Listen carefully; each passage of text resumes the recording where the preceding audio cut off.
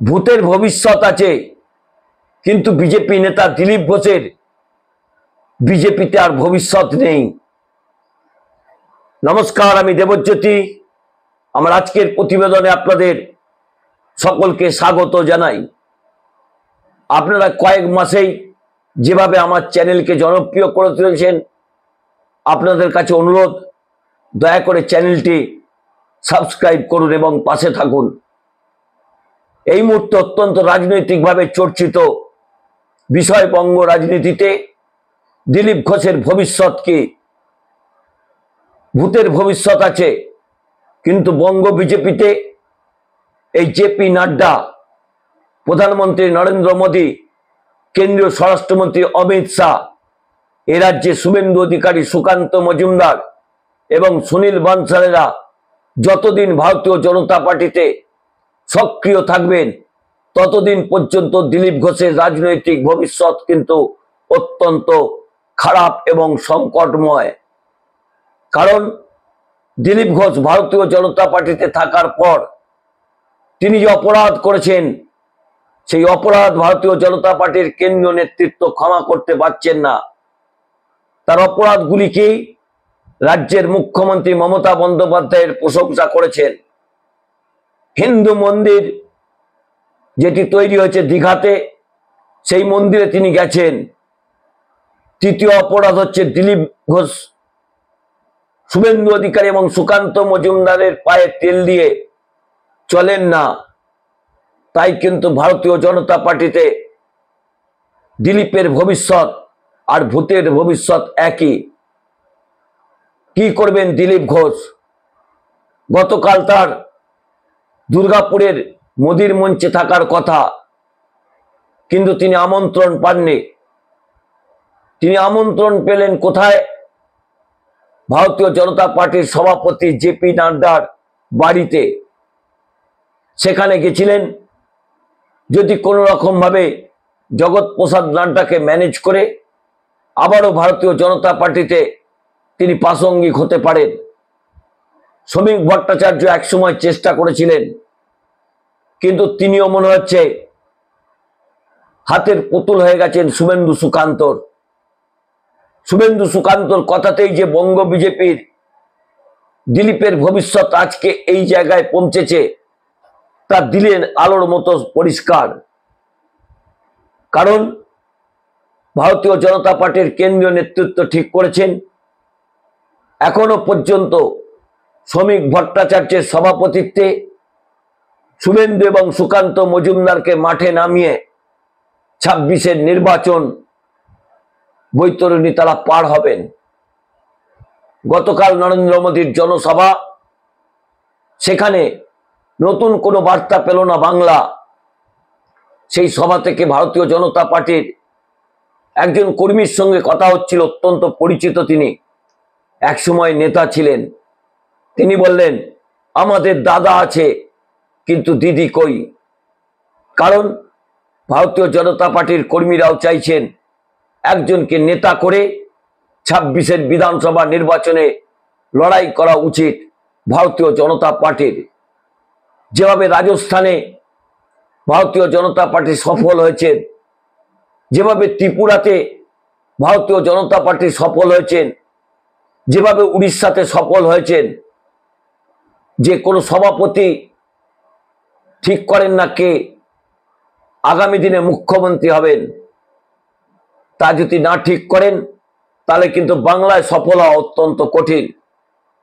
বাংলার মানুষ জ্যোতি বসুর রাজত্ব দেখেছেন। বাংলার মানুষ যখন জ্যোতি বসুকে আস্তে আস্তে রিজেক্ট করছেন, তখন বামফ্রন্ট বুদ্ধদেব ভট্টাচার্যকে মুখ্যমন্ত্রী প্রজেক্ট করেছিলেন, কিন্তু তিনিও বেশি দিন চালাতে পারেননি।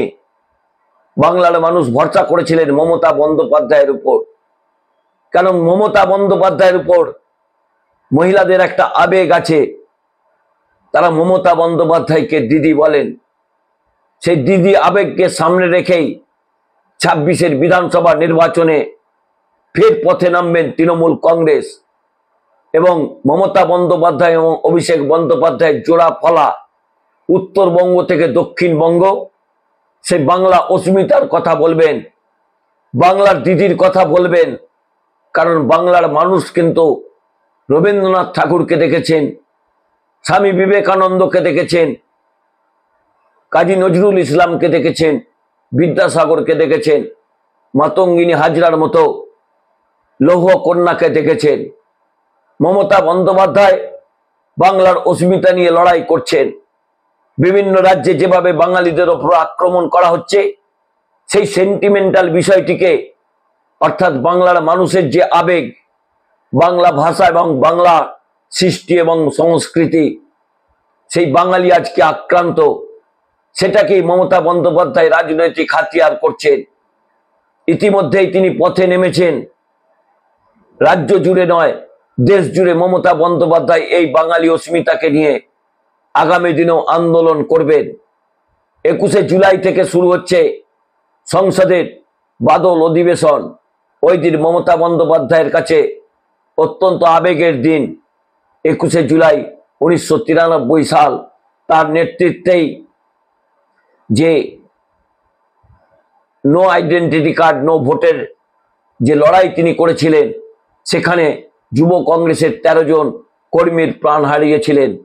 মমতা বন্দ্যোপাধ্যায় সেই দিনটিকেই এখন শহীদ দিবস হিসেবে পালন করেন। 21শে জুলাই, তাই তৃণমূল কংগ্রেসের কোনো সাংসদ রাজ্যসভা এবং লোকসভায় তারা অংশগ্রহণ করবেন না। আজকে অভিষেক বন্দ্যোপাধ্যায় ইন্ডিয়া জোটের বৈঠকে ভার্চুয়ালি উপস্থিত থাকবেন এবং সেখানে দলের বক্তব্য তিনি রাখবেন।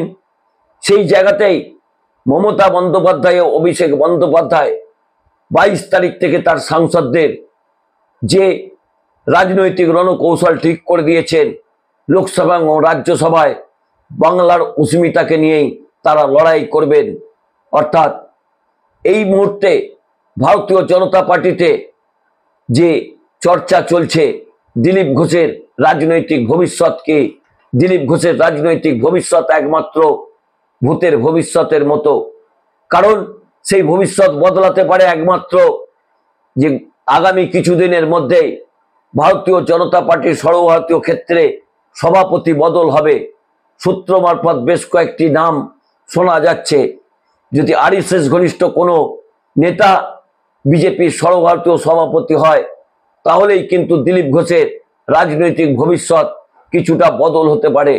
না হলে কিন্তু বঙ্গ বিজেপি এবং কেন্দ্রীয় নেতৃত্বের যে অংশ দিলীপ ঘোষের ওপর এতটাই ক্ষুব্ধ, তাতেও গতকাল যে মলম লাগানোর চেষ্টা করেছিলেন জেপি নাড্ডার সঙ্গে বৈঠক করে, সেখানেও কিন্তু বরফ গলেনি।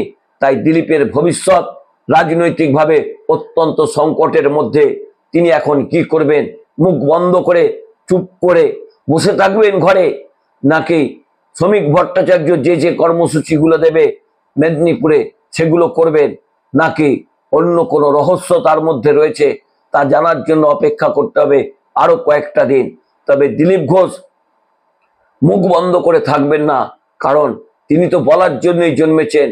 তার এই সাফল্য কিন্তু 18 লোকসভা নির্বাচনে দেখা গেছিল, 19-এর লোকসভা নির্বাচনে দেখা গেছিল তার এই সাফল্য, 21-এর বিধানসভা নির্বাচনেও দেখা গেছিল।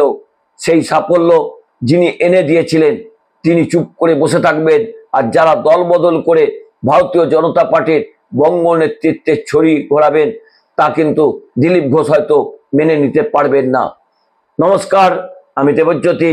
আমার এই পর্বটি ভালো লাগলে দয়া করে চ্যানেলটি সাবস্ক্রাইব করে বেল আইকনটি ক্লিক করে আমার পাশে থাকবেন।